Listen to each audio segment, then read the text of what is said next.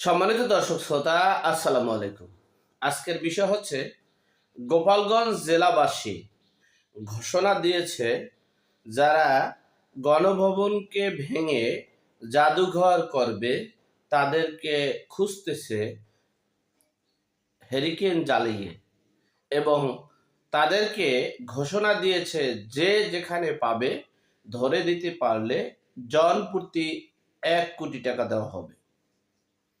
সে বিষয়ে সংক্ষেপে আপনাদের সাথে শেয়ার করছি।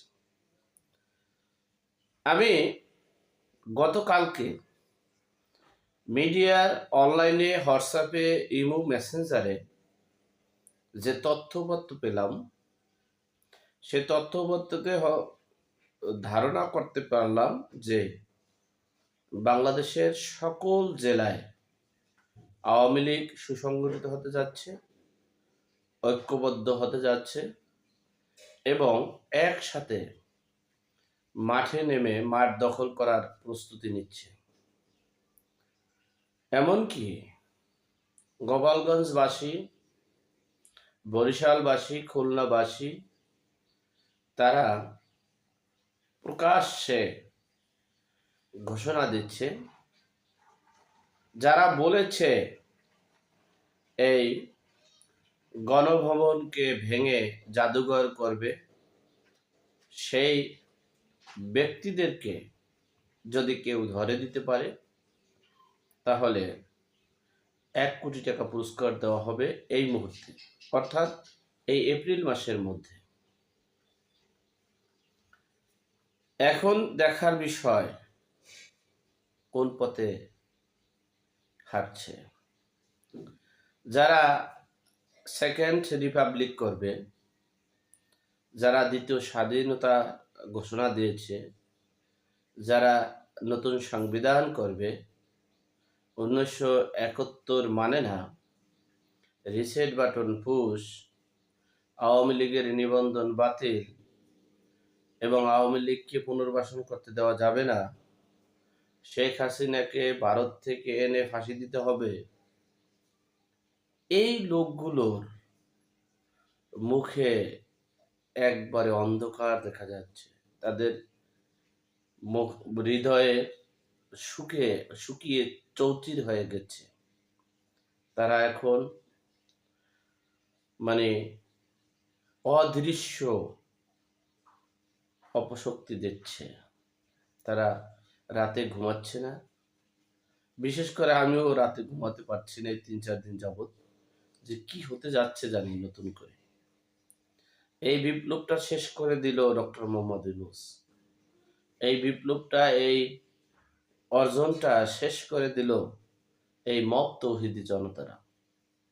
আমরা যে বিপ্লব চেয়েছিলাম, যে এখানে জনগণের প্রতিনিধিত্ব করবে যারা, জনগণের প্রত্যক্ষ ভোটে যারা নির্বাচিত হবে, তারা সরকার গঠন করবে, সকল রাজনৈতিক দল নির্বাচনে অংশগ্রহণ করবে, কিন্তু দুঃখের বিষয় এদেশের তৌহিদি মব জনতারা তারা আর এই ডক্টর মোহাম্মদ ইউনূসের ব্যক্তি স্বার্থের জন্য সবকিছু শেষ করে দেওয়া হলো।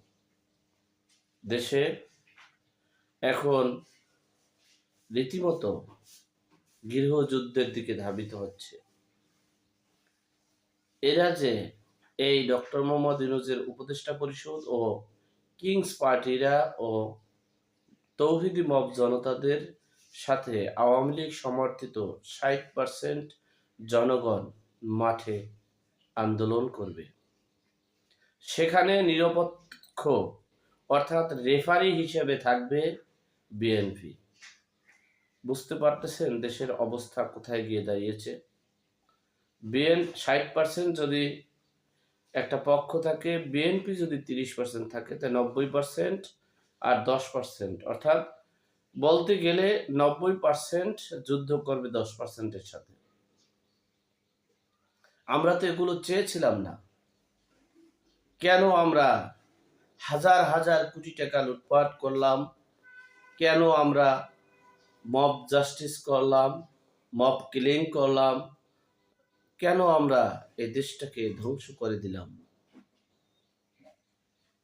আমি ডক্টর মোহাম্মদ ইউনূসকে বলবো, ইউনূস সাহেব আপনি সম্মানী ব্যক্তি, নোবেল পুরস্কার প্রাপ্ত ব্যক্তি। আপনি আপনার পরিবার, আপনার ব্যক্তিত্ব রক্ষার্থে আপনি খুব দ্রুত এখনই সময় আপনার সঠিক সিদ্ধান্ত নেওয়া। আপনি খুব দ্রুত এই অপশক্তির এই বিকৃত মস্তিষ্কের মানুষদের কাছ থেকে আপনি পদত্যাগ করে চলে যান, নাহলে দেশের অবস্থা আরো ভয়ঙ্কর রূপ ধারণ করবে। দেশের সকল দিক, অর্থনৈতিক অবস্থা ভঙ্গুর, দেশের উন্নয়ন কাঠামো নেই, দেশের কোনো আইন ব্যবস্থা নেই, বিচার ব্যবস্থা নেই। সুতরাং আপনি বাঁচেন, দেশকে বাঁচান, দেশের স্বাধীনতাকে রক্ষা করেন, দেশের মুক্তিযোদ্ধাকে রক্ষা করেন। আল্লাহ আমাদের সকলের বিপদ আপদ বালা মুসিবত থেকে হেফাজত করুক, আমিন। আসসালামু আলাইকুম।